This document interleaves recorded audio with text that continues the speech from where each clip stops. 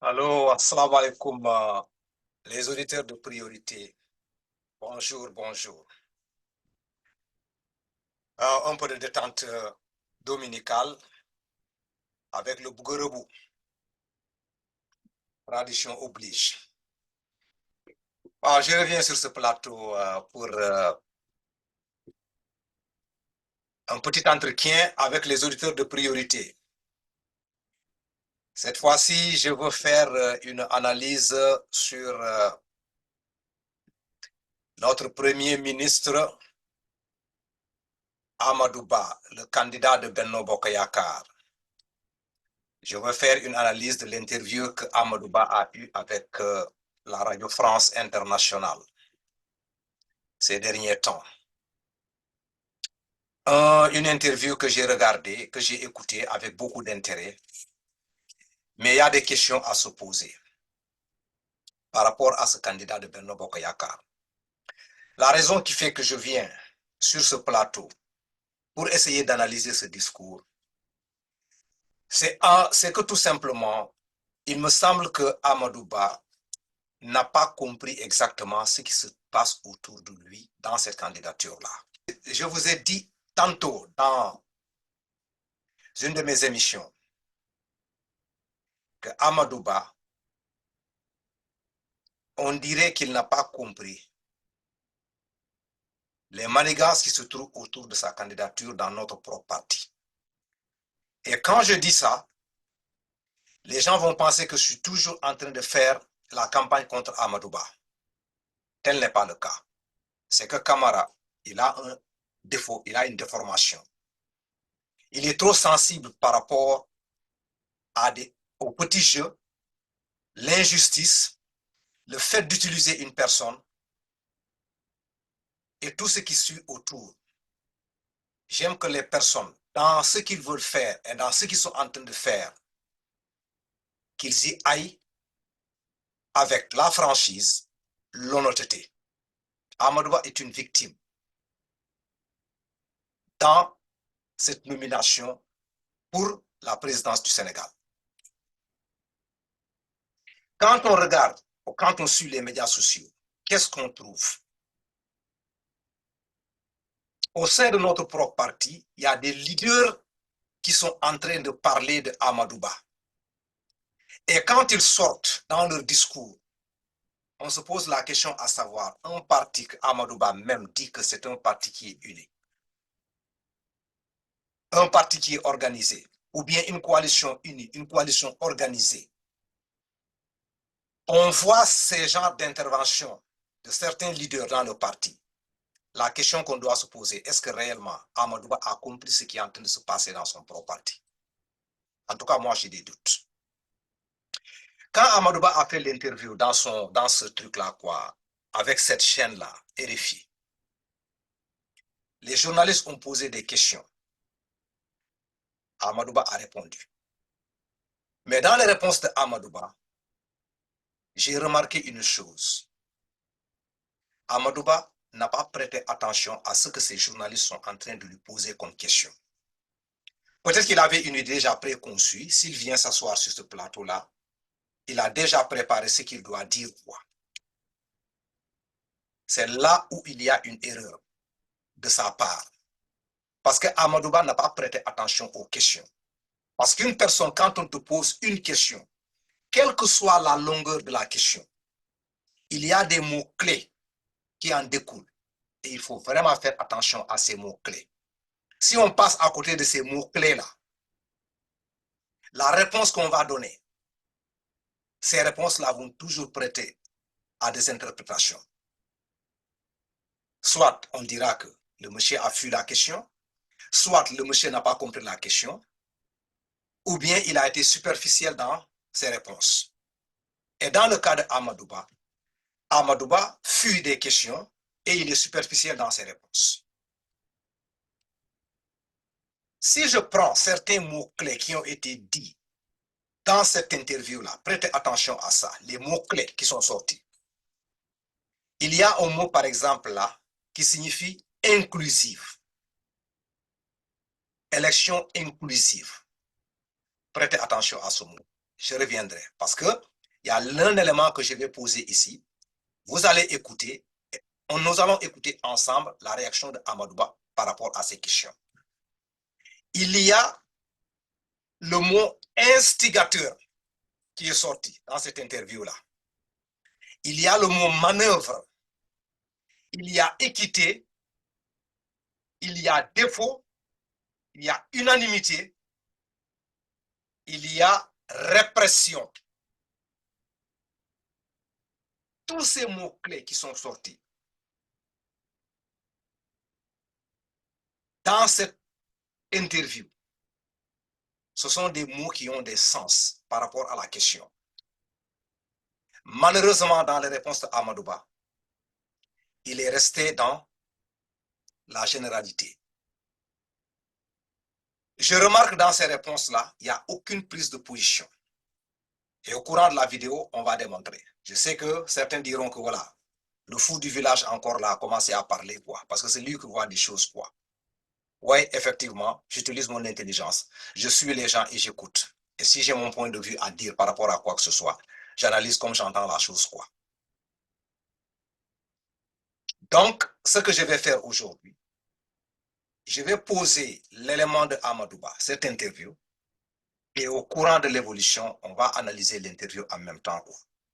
Alors, Monsieur le Premier ministre, vous êtes le candidat de la majorité présidentielle. C'est votre baptême du feu, cette élection qui est prévue dans quelques semaines, avec pas moins de 19 candidats face à vous. Beaucoup estiment que c'est l'élection la plus incertaine de l'histoire du Sénégal. Pour commencer, une question toute simple. Est-ce que vous êtes convaincu de gagner dès le premier tour ou est-ce que vous préparez d'ores et déjà des alliances pour un second tour?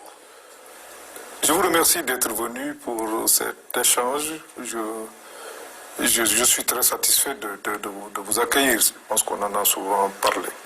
Maintenant, revenons aux élections. Je voudrais vous dire qu'on a une élection très ouverte, parce qu'on a quand même 20 candidats. J'ai le privilège d'appartenir à la coalition la plus forte, la plus organisée. Et il n'y a pas de doute, de mon point de vue, que nous passerons au premier tour. Alors cette élection du 25 février, elle va se tenir sans deux des principaux favoris, Ousmane Sonko et Karim Wade, dont les candidatures viennent d'être rejetées par le Conseil constitutionnel. L'élection ne sera donc pas inclusive. Est-ce que vous le regrettez ? Je ne pense pas qu'une élection avec 20 candidats soit une élection qu'on peut considérer comme n'étant pas une élection inclusive. Je pense que c'est pour la première fois, le Sénégal a organisé 11 élections et c'est pour la première fois qu'on atteigne le chiffre de 20 candidats. Maintenant, effectivement, il y a deux personnalités qui n'y sont pas. Le Conseil constitutionnel en a décidé autrement. Nous sommes un pays de droit et nous respecterons les règles. Voilà. Première question, Amadouba comme réponse. Dit que lui, il est dans un parti, il a une coalition la plus forte et il a une coalition la plus organisée. Il va gagner l'élection au premier tour. Là, je reviendrai sur ça, quoi. Mais quant à la deuxième question, quand on a posé la question à Amadouba, par rapport à l'absence des candidats potentiels dans cette élection et qui ont été mis à l'écart, Amadouba donne comme réponse, lui ne pense pas que s'il y a 20 candidats, on peut parler, on ne peut pas parler d'élection inclusive, non inclusive.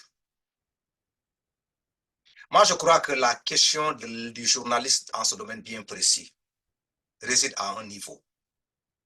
Candidat potentiel. Quand on dit candidat potentiel, ce n'est pas n'importe quel candidat qui se trouve ici pour les élections. Si ces candidats ne sont pas présents au niveau de l'élection, est-ce que si Amadouba gagne au premier tour, son élection-là sera légitime ou bien? Parce que tout simplement, des candidats ont été écartés. La réponse d'Amadouba sur cette question-là, pour prouver que lui, il croit à l'inclusivité, il doit donner une autre réponse aux journalistes, différente de celle qu'il vient de donner tout de suite là. la réalité explique que les élections où on s'en va comme ça, dans l'opinion internationale ou bien l'opinion nationale, il y a des candidats qui sont au dehors. Ils ne devraient pas être au dehors, ils devraient être à l'intérieur. Voilà la question, voilà là où on doit attirer ton attention par rapport à ce phénomène qui se trouve au niveau du Sénégal. Et vers la suite, vous allez comprendre que ces questions ont des suites logiques par rapport à ça. Donc, on continue l'analyse. On revient sur les vidéos encore. Alors, l'un d'entre eux, Karim Wade, vous accuse nommément d'avoir été l'instigateur du rejet de sa candidature par le Conseil constitutionnel en ravivant la controverse sur sa nationalité française. Je vais le citer, il vous qualifie de spécialiste des coups bas et d'homme très peu courageux. Que répondez-vous à Karim Wade? Je regrette qu'il ait eu cette attitude et ces propos à mon endroit. Je pense que je n'ai pas besoin de passer par des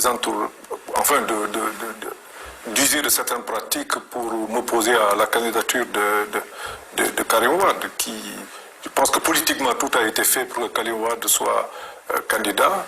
Le Conseil constitutionnel en a décidé autrement et le recours n'a pas été fait par moi. Je suis désolé, je regrette. Vous n'êtes pas à la manœuvre? Je ne suis pas du tout à la manœuvre. J'ai fait des recours concernant 2 candidats, donc c'est dire qu'il n'y a pas un problème à ce niveau-là. Je pense qu'il a été mal informé, mais bon, je pense que c'est une affaire qui est oubliée, qui est dépassée en tout cas. Voilà, maintenant on vient sur la deuxième question, le cas de Karim Wade. Karim Wade pense que Amadou Ba est l'instigateur de cette élimination au niveau du Conseil constitutionnel. Et Amadou Ba qui donne la réponse, dit que non, il n'y en est pour absolument rien. Et le journaliste qui intervient encore plus, tu n'es pas à la manœuvre. Ça signifie quelque chose. Karim Wade comprend très bien pourquoi. Karim Wade comprend que Amadou Ba n'est pas la personne qui a porté le truc là, comment on l'appelle encore là, le recours au niveau du Conseil constitutionnel. Mais pourquoi Karim Wade va venir incriminer Amadou Ba? Il y a une phrase très importante qui a été dite par les journalistes là. Dit que Amadou Ba est le spécialiste des coups bas. France 24 va quitter la France. Venir amener cette question et te demander ça sur un plateau sénégalais. Que Karim Wade dit que tu es l'instigateur de sa non-participation au niveau des élections et tu es le spécialiste des coups bas. Et vous donnez comme réponse, ce n'est pas moi qui ai introduit le recours. C'est trop léger. Karim Wade sait que sur les papiers, ce n'est pas toi qui as amené le recours. Mais pourquoi Karim Wade se permet de vous considérer comme étant l'instigateur? Et le journaliste intervient en bas pour dire que vous n'êtes pas à la manœuvre. Donc, dans la tête de ces gens qui vous posent des questions là même, savent que le dessous de table là, Amadou Ba a les mains à l'intérieur. Ces questions-là ne sont pas des questions superficielles, ce sont des questions profondes. Quelle est l'idée? Quelle est la perception que ces gens-là font de Amadou Ba par rapport à la non-participation de Karim au niveau de l'élection? Et la question posée tantôt par rapport à l'inclusivité des élections, Amadou Ba prend la situation et laisse sur le plan de nombre de candidats. Mais lui en question, s'il dit que lui, il a introduit des recours, mais pas sur Karim Wade, c'est sur d'autres candidats. On revient à la première question. Quel est son sentiment par rapport à l'exclusion de Ousmane Sonko et de Karim Wade par rapport à cette élection-là? Il n'a pas répondu à ça. Il jette purement simplement le problème au niveau de la loi, de la Constitution qui décide lui sans deux. On vous demande vos sentiments par rapport à ça. Il y a des candidats potentiels qui se trouvent ici. Ils ont utilisé le mot potentiel pour vous dire que ces candidats ne sont... Qu'est-ce que vous pensez Là, à ce moment, on parle de la personne humaine, même de Karim de Amadou Ba. Quel est votre ressenti par rapport à cette action où des candidats potentiels n'ont pas pu accéder à cette compétition? Lui se retire là et dit qu'il y a 20 candidats qui se trouvent ici, c'est l'inclusion, on laisse le Conseil constitutionnel faire. Une fois de plus, manque de prise de position par rapport à ce leader qui se trouve devant moi, devant nous.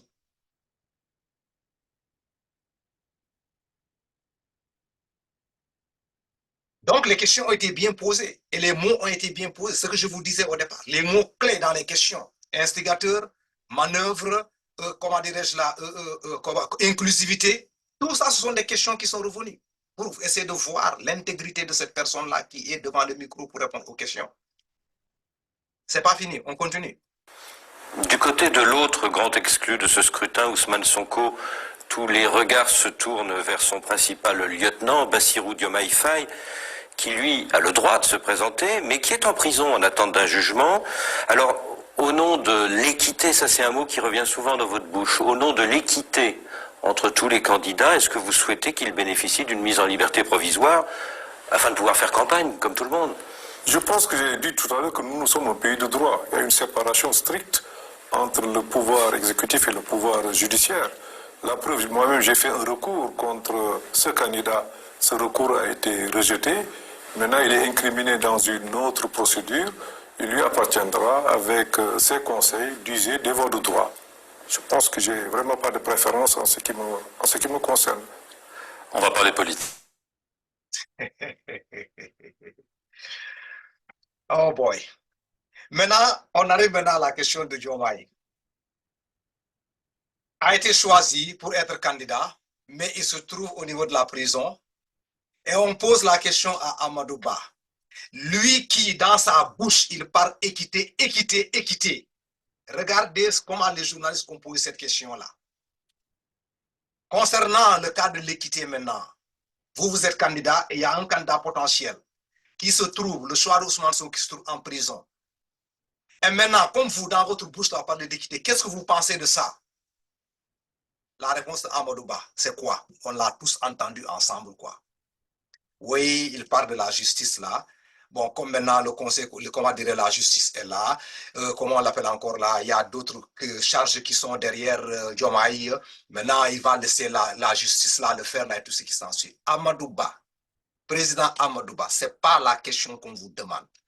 En tant que personne humaine, personne de droit, l'équité, ça se trouve dans les droits sénégalais là. Qu'est-ce que vous pensez de ça? La réponse était très simple. C'est un candidat potentiel qui se trouve ici. Dans le domaine de l'équité, comme notre justice le prévoit, normalement, il doit jouir de tous ces droits-là pour essayer de sauvegarder, de maintenir cette équité-là. Point barre. Il faut avoir des positions dans la vie par rapport aux questions. Mais vous dire, comme je vous l'ai dit tantôt, c'est un pays de droit. Maintenant, la justice va faire quoi? Mais il a déjà ce droit-là. Mais sur ce qu'on vous demande, ayez le courage d'admettre qu'il doit être au dehors pour jouir de ses droits. C'est là où se situe la question. La réponse ne trouve pas ailleurs. Vous parlez de justice, la justice doit faire ça. Maintenant, c'est à ses avocats qui vont essayer de faire ceci, cela là. Quand tout le monde comprend que dans ce pays-là, la justice en question, là, les Sénégalais posent des points d'interrogation là-dessus. Ces journalistes qui vous posent des questions savent exactement qu'au niveau du Sénégal, sur le côté de la justice, il y a des problèmes. Maintenant, ils veulent savoir, le monsieur qui se trouve devant ici, là, quelle serait sa position par rapport à ce que les Sénégalais sont en train de mettre sur la table, ce que les Sénégalais sont en train de pleurer sur.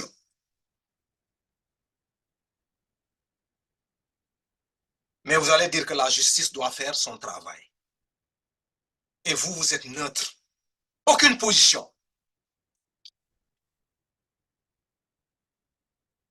On continue l'analyse de ce discours. On va parler politique. Vous avez donc été désigné par le camp présidentiel au mois de septembre, suite à la décision du président Macky Sall de ne pas se représenter pour un nouveau mandat. Vous êtes donc un candidat par défaut? Candidat par défaut, non. Le président Macky Sall a décidé volontairement de ne pas se présenter. Et il a entrepris des consultations pour que la majorité puisse avoir un candidat. Et je pense que des consultations, il est ressorti que je devais en tout cas assumer cette responsabilité. Et je mesure l'ampleur et l'envergure des progrès qui ont été réalisés sous le magistère du président Macky Sall. Maintenant, il m'appartient de travailler à faire encore plus, à faire encore mieux et à faire encore plus vite. C'est ça aujourd'hui la demande, l'aspiration la plus forte de nos populations. Alors dans le camp présidentiel, vous ne faites pas l'unanimité, puisque certains vous reprochent d'être un militant de la 25e heure, à tel point que vous allez faire face notamment à 3 candidats dissidents de votre propre camp. Est-ce qu'ils ne peuvent pas vous faire perdre des voix précieuses? Est-ce que cela ne vous inquiète pas? Je pense que leur place, c'est dans la majorité. Nous avons pu construire une majorité très forte.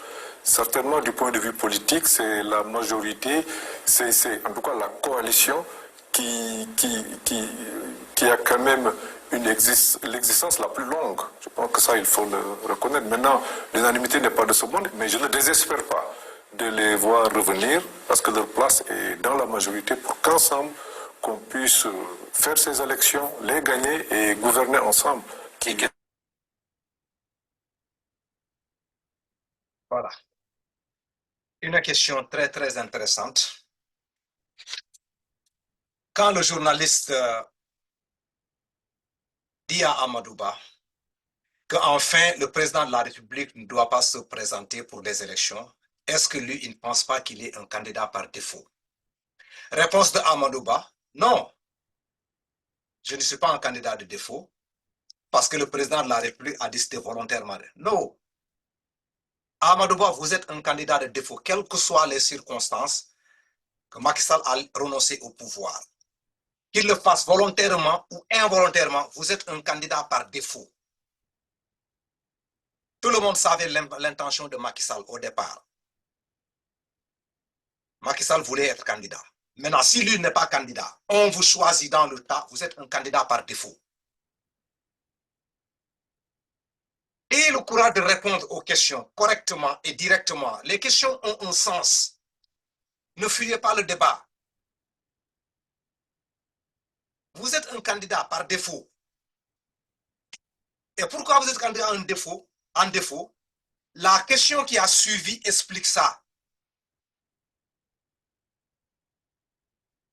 Les responsables de votre propre camp se sont retirés et ils ont créé des partis à côté et ils veulent devenir président comme vous. Est-ce qu'ils ne vont pas réduire votre électorat? La réponse est quoi? Je crois que ces gens-là, ils appartiennent ici. C'est qui répond ça? Ils savent bien qu'ils appartenaient à cette place. Mais pourquoi ils ont quitté? Ils sont partis créer leur propre parti pour essayer de demander le suffrage des Sénégalais. Donc ceci explique que vous êtes un candidat par défaut. Si vous n'étiez pas un candidat par défaut, il y aura l'unanimité autour de vous. Et le journaliste vous dit que vous ne faites pas l'unanimité de certains. Encore une fois de plus, manque de prise de position et manque de prise de courage d'affronter ses idées à lui-même. On va se cacher derrière le président de la République pour dire que le président a fait ceci et cela, que lui, quand il vient, c'est ce qu'il va continuer et tout ce qui s'ensuit.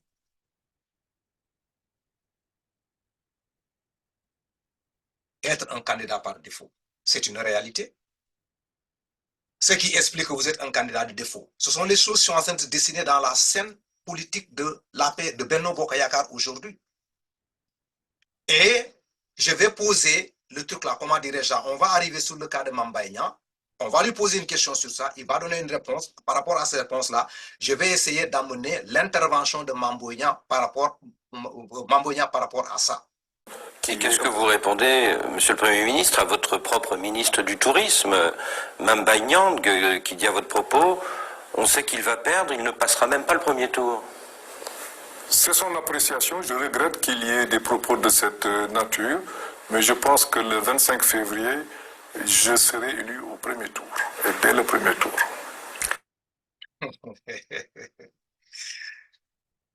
Ah là là, Amadouba, Vous êtes en train de prendre cette situation-là à la légère et pour vous, tout est facile, quoi. Quand on vous pose une question, vous êtes superficiel dans vos réponses-là. Vous n'essayez même pas de mettre l'accent sur, comment dirais-je là, votre rigueur et votre consistance là dans ce que vous voulez apporter pour les Sénégalais. Et maintenant, toujours, c'est aussi simple, quoi. On vient, on pose la question à savoir, Mamba Niang vous dit, votre ministre vous dit que vous n'allez même pas passer au premier tour. C'est pas n'importe qui parle, c'est Mamba Niang. Il est dans le groupe, il est au cœur et il sait ce qui se passe. Et tous les membres de l'APR savent exactement au niveau du Sénégal ce qui est en train de se dessiner. Il y a des tendances au niveau de Benno Bokk Yakaar. Il y a des gens qui sont jusqu'à présent derrière le président Macky Sall qui ne veulent pas laisser le président Macky Sall. Il y a des gens qui ne sont pas avec vous. Parmi ces gens, il faut compter les gens comme Mamba Niang, qui ne sont pas avec vous, ne sont pas d'accord avec votre politique. Et ils font partie de la mouvance présidentielle. Ces tendances-là qui se créent autour de vous, là, si vous pensez que la phrase de Mamba Niang, là, est une phrase très simple, là, où il lui raconte des histoires, là, il parle ce qu'il dit, parce que tout simplement, bon, lui, toi, tu as confiance en toi, et ça s'arrête là. Vous vous trompez lourdement, monsieur le Premier ministre.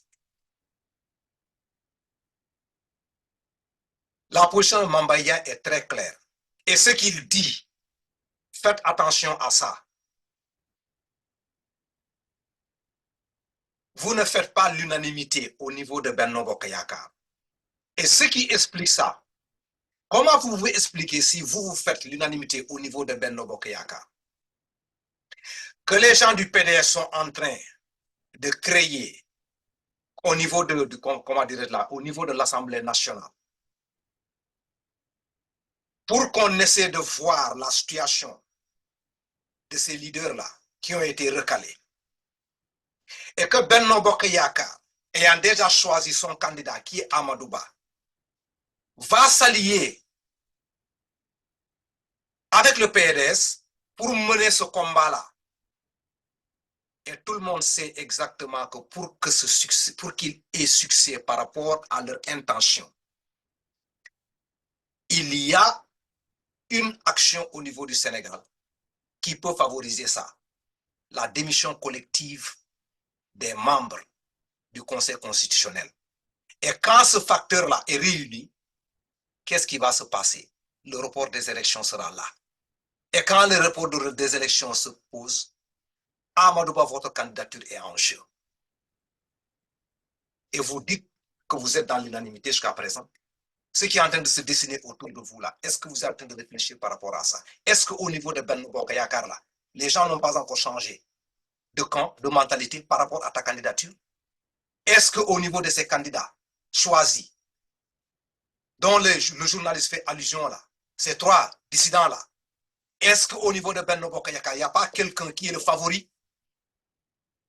Et maintenant, pour essayer de plaire aux gens, vous êtes là en train de donner un discours pour satisfaire qui? Peut-être les Occidentaux. Mais au niveau du Sénégal, les gens sont en train d'analyser votre situation à une virgule près. Vous avez été choisi comme président. Il faut vous en découdre par rapport à tous ces petits manigances-là qui se tournent autour de vous. Prenez position. Allez-y de vos propres ailes. Vous êtes choisi candidat maintenant. Il faut avoir le courage. Si vous gagnez, vous gagnez. Si vous perdez, vous perdez.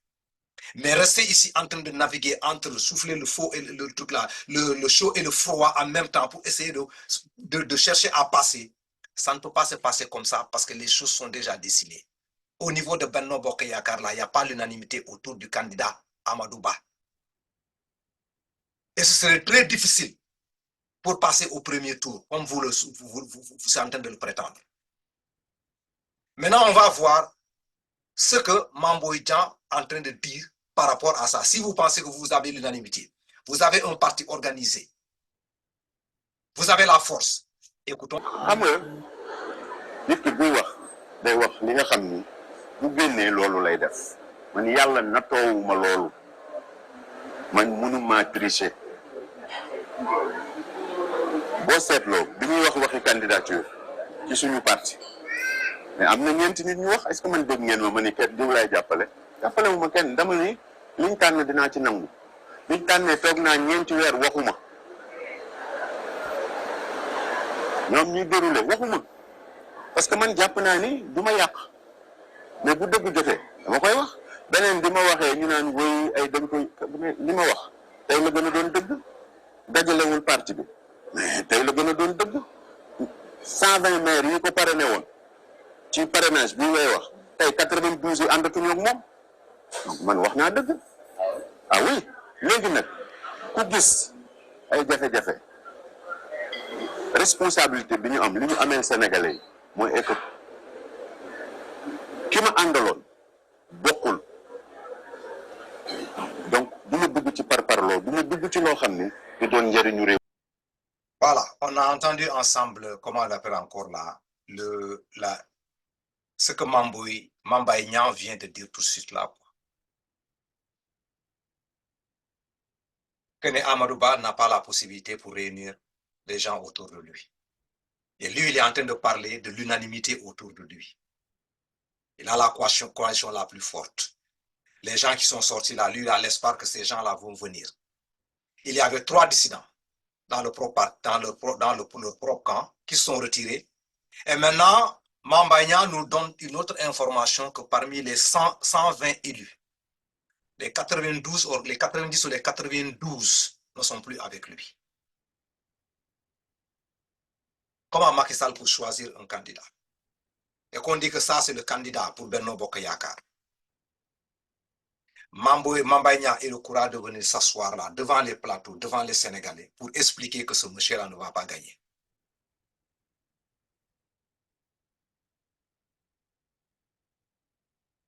Étant au cœur du système, travaillant pour le monsieur que lui-même il admire, au moins Mbaye Niang, quel que soit Alpha, si réellement Mbaye Niang a comment dirais-je là, cette considération qu'il voue au président de la République est sincère, si Macky Sall choisit Amadou Ba et que le choix de Macky Sall était un choix judicieux et franc même envers Macky Sall, je ne pense pas que Mbaye Niang viendra essayer de salir ce choix-là pour dire aux Sénégalais que ce monsieur-là n'est pas un unificateur, que ce monsieur-là ne va pas gagner les élections et que maintenant il vient dire aux Sénégalais, tous les élus-là, 90 de ces élus-là ne sont plus, parmi les 120 ne sont plus derrière Amadou Ba. Comment se fait-il que le président va se battre pendant des mois et des mois pour essayer de choisir un candidat dans le tas? Tout le monde était là, on a assisté. Président choisi, président choisi, président choisi. Le président fait un choix. Aujourd'hui, on vient nous dire que ces gens-là ne sont plus derrière Macky Sall. La promesse que ces gens donnaient à Macky Sall, qu'est-ce qu'ils veulent de Macky Sall? Et c'est Amadou Ba qui va rester ici sur ces plateaux-là pour faire comprendre à ces journalistes-là que tout est OK, tout est bien. Monsieur le Premier ministre, ayez le courage, si vous voulez devenir candidat et si vous voulez que vos membres-là, les gens qui ont décidé là pour aller faire votre politique-là, qu'ils aient quelque chose en main pour aller vendre votre politique.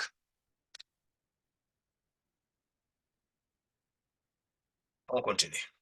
Alors, depuis que vous êtes Premier ministre, les jeunes Sénégalais sont de plus en plus nombreux à prendre la mer en direction de l'Europe, souvent au péril de leur vie. Quand vous voyez ces jeunes partir, est-ce que vous ne dites pas on a échoué? Échoué, non, ça fait très mal. Parce que ces jeunes sont utiles à notre pays. Le Sénégal a 18 millions d'habitants. 18 millions d'habitants, ce n'est même pas un marché qui peut permettre au pays d'aller à l'émergence. Je pense qu'il faut encore beaucoup plus de personnes. Mais maintenant, nous sommes un pays en voie de développement, ça aussi, il faut l'admettre. Nous sommes aussi dans un monde ouvert, dans un monde de plus en plus interdépendant. Mais je pense que leur avenir, c'est ici, dans ce pays. Et nous, sur ce mandat, c'est un focus pour nous permettre de démultiplier l'emploi. Je dis maintenant que les fondamentaux sont là. Parce que vous ne pouvez pas vouloir créer des emplois alors que la question de la mobilité n'est pas réglée, la question de l'électricité n'est pas réglée. Aujourd'hui, nous avons quand même une disponibilité. Ce n'est pas suffisant, ce n'est pas assez, mais nous avons de quoi pouvoir, en tout cas, partir des éléments que nous avons pour multiplier le potentiel potentiel de croissance. Alors sur la question de la paix et des droits de l'homme, l'ONG Human Rights Watch vient de publier un rapport très sévère sur la répression préélectorale au Sénégal. L'ONG affirme que dans tout le pays, près de 1000 partisans de l'opposition ont été arrêtés depuis les premières émeutes de mars 2021 et qu'ils sont détenus dans des conditions très pénibles, entassés la nuit les uns sur les autres.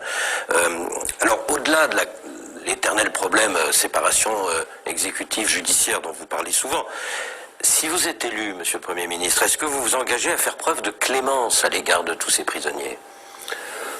Si je suis élu, aujourd'hui, c'est d'accélérer toutes ces procédures judiciaires pour qu'on ait le dénouement dans le délai le plus rapide. Nous travaillerons à réconcilier les Sénégalais, mais en permettant à la justice de s'acquitter, de faire son travail le plus normalement possible. Ce qu'on doit éviter, c'est tous ces arrangements après qui nous créent quelques difficultés. Voilà. Question sur la jeunesse. Cette jeunesse qui est en train de braver l'océan Atlantique. Un mot très bien choisi. Est-ce que vous ne pensez pas que c'est l'échec? Est-ce que vous n'avez pas échoué? Il dit non, ce n'est pas de l'échec. Au contraire, les jeunes devraient rester. Monsieur le Premier ministre, le problème de la jeunesse au niveau du Sénégal est un problème alarmant. Une question de cette nature, si ça tombe devant vous, au lieu de vous empresser par rapport à ces réponses affirmatives là et, comment dirais-je là, superficielles, ayez d'abord la compassion par rapport à ces vies humaines là, jeunes, dans les océans Atlantiques. Faites au moins un temps d'arrêt pour essayer au moins de faire comprendre à l'opinion internationale que c'est quelque chose que vous ne souhaitez pas. Admettez la situation dans laquelle ces jeunes-là sont en train de vivre au Sénégal. Admettez l'échec où ça se trouve. Et maintenant, déclinez des orientations. Mais non, ce n'est pas un échec, quoi. Ces jeunes-là devraient rester ici. Parce que leur avenir, c'est là. Et maintenant, en dehors de ça, vous allez dire que oui, comme maintenant on a la possibilité, bon, comment dirais-je, la mobilité, les infrastructures sont déjà là, le truc est en train de faire la politique du président de la République, cette politique masquée-là. Voilà, maintenant, comme ça c'est réglé, ça le président l'a fait, moi quand je viens, voilà ce que je fais, je vais m'attarder sur le problème de la jeunesse. Ce n'est pas une réponse. C'est faux. Essayez d'être franc avec les Sénégalais, essayez d'être franc avec des gens qui vous posent des questions. C'est un échec total par rapport à la politique de jeunesse au niveau du Sénégal. Qu'est-ce que vous allez apporter?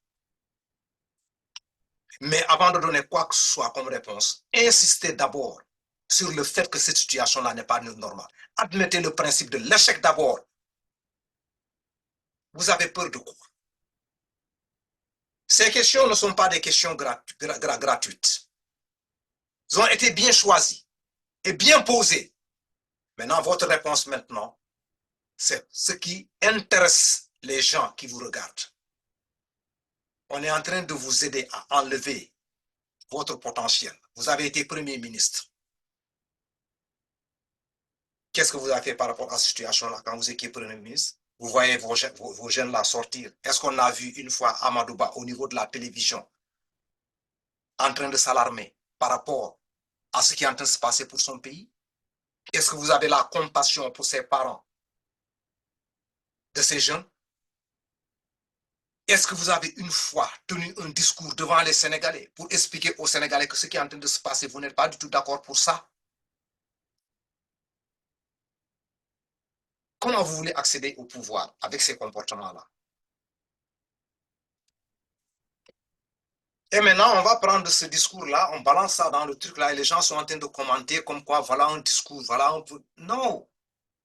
Les gens réfléchissent, vont analyser le discours dans sa profondeur, les questions posées, les mots-clés utilisés.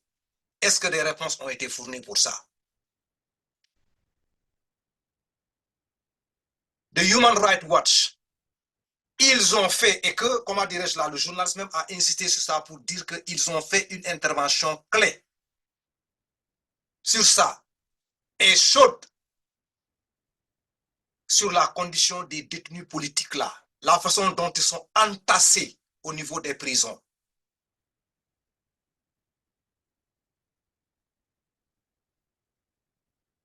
Quel est votre point de vue par rapport à ça? Quand le mot entassé vient dans une question, qu'est-ce que ça vous inspire, monsieur le Premier ministre? Les détenus politiques sont dans des prisons. Après, maintenant, on vient, ils sont entassés. Qu'est-ce que ça vous dit? Voilà un appel très fort que ce journaliste vous a lancé dans cette question-là. Malheureusement, vous avez passé à côté de façon superficielle. Ils sont en train de vous dire que l'humanisme là, c'est un facteur très important dans un peuple. Vous êtes Premier ministre. Comment se fait-il des humains qui se trouvent en prison, entassés dans les prisons? Qu'est-ce que vous pensez de ça? C'est pas oui, je vais faire des trucs là rapides là, mais en tout cas, il faut laisser la justice faire parce qu'on doit rester dans un pays de droit. C'est pas la question. Pays de droit ou pays de non-droit, est-ce que ces gens-là doivent être entassés dans des prisons si ce sont des êtres humains? Qu'est-ce que vous pensez de ça? Vous avez passé à côté de la réponse. Voilà une fois de plus ce que je dis de votre candidature en tant que membre de l'APR. Tout le monde a compris au sein de l'APR cette division interne-là qui se trouve ici. Les clans qui sont en train de se dessiner et qui ne va pas vous profiter. Moi, camarade, je vous dis, n'ignorez pas cette situation-là et vous voulez, comment on l'appelle encore là, naviguer autour de soi pour essayer de plaire à tout un chacun, pour ne pas frustrer qui que ce soit. Non, les gens sont déjà frustrés, ils ont pris leur position. À vous maintenant, en tant que candidat, de prendre votre position. Montrez la direction. Prenez une orientation et les gens vous suivent dans ça. Toute personne qui va venir n'a qu'à venir. Considérez-vous comme un candidat pur. Mais ne restez pas ici là pour essayer de trouver comment je vais essayer de me comporter, souffler le chaud, souffler le froid, pour ne pas frustrer certains, pour qu'ils restent dans le groupe, pour que je puisse gagner. Vous n'allez nulle part. Les gens ont déjà pris leur position. Une seule chose pour vous aider. Déclinez votre orientation, posez votre empreinte. Les gens comme Camara regardent, ils croient à ça, ils prennent le bâton de pèlerin en main et vont en combat. Mais dans ces situations pareilles-là, avec ces interviews qu'on voit là, ce serait très difficile pour aller vendre votre politique, parce que vous n'avez pas de politique. Vous voulez compter sur ce que le président Macky Sall a instauré ici, là, les routes là, l'électricité, et maintenant le reste là, vous allez essayer de voir là pour travailler sur ça, quoi. C'est ça le programme. Monsieur cher frère, je m'arrête ici là pour l'analyse là, quoi. On a tous entendu, suivi l'intervention du Premier ministre là, à tout un chacun de voir exactement si M. Amadouba a compris ce qui est en train de se passer dans son propre camp. S'il l'a compris, c'est bien. Quelle est la solution qu'il va apporter à ça? S'il n'a pas compris, il n'a qu'à écouter des gens comme le fou du village, comme Camara ici, qui parle, et essayer de voir exactement comment il va naviguer dans ça, quoi. Mais s'il pense que l'unanimité qu'il dit dans cette interview-là se trouve dans son camp, il se trompe. Et s'il pense que les gens qui ont quitté, c'est une infime minorité qui ne peut pas peser dans son élection-là, il se trompe. Moi, je dirais au sein de Benno Bokk Yakaar, Macky Sall a été choisi par le président de la République, mais ce n'est pas l'heureux élu. Le candidat de cœur n'a pas été choisi. Maintenant, à lui de décortiquer et de comprendre comment il va naviguer pour essayer de s'en sortir. Je vous remercie.